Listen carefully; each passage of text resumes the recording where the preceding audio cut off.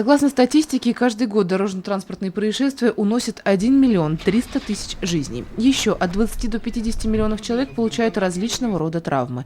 По прогнозам Всемирной организации здравоохранения, к 2020 году травматизм в результате дорожных аварий может стать третьей основной причиной гибели или увечий.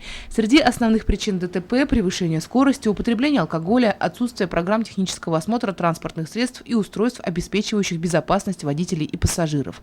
Буквально на днях в Сибае при очередной аварии пострадала маленькая девочка. 16 ноября 19:00 несовершеннолетний пешеход, учащийся 1 класса 2009 года рождения, перебегал проезжую часть в неустановленном месте, выйдя из-за автобуса, сзади, получается, с маршрутного такси выйдя, перебегал проезжую часть в темное время суток.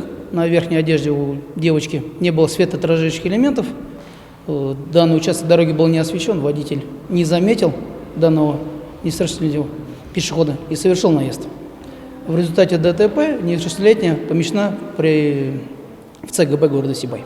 Сибайские госавтоинспекторы ежегодно не оставляют без внимания дату, выпадающую на 3 воскресенье ноября, День памяти жертв ДТП. Ведь и наш город не является исключением. Люди также травмируются и гибнут при авариях. Причем в большинстве случаев возраст пострадавших от 15 до 30 лет. Поэтому мероприятие ответственные службы решили провести среди студентов на базе колледжа искусств. Первонаперво собравшимся огласили статистику происшествий за текущий год. За 10 месяцев 2017 года зарегистрировано, скажем, 1080 дорожно-транспортных происшествий с механическим ущербом. Задержано водителей, совершивших различные административные правонарушения, на 14 800 правонарушений выявлено нашими сотрудниками по городу Сибай, только по городу Сибай.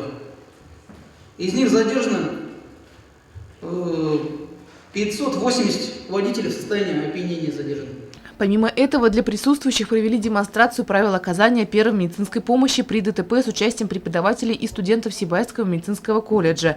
В рамках республиканской акции «А ты сможешь помочь» они не ограничились реанимационными мастер-классами и также привели данные статистики.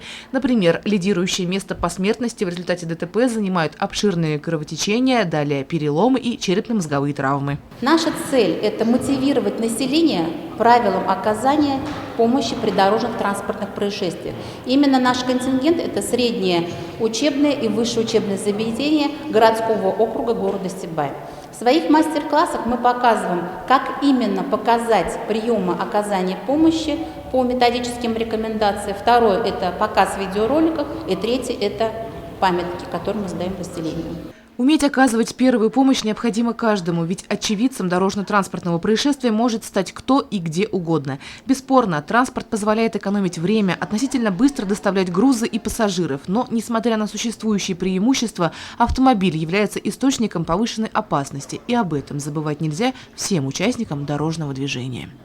Елена Афанасьева, Ренат Музафаров, Радмир Исенгулов, Любовь Карпова, телекомпания СТВ.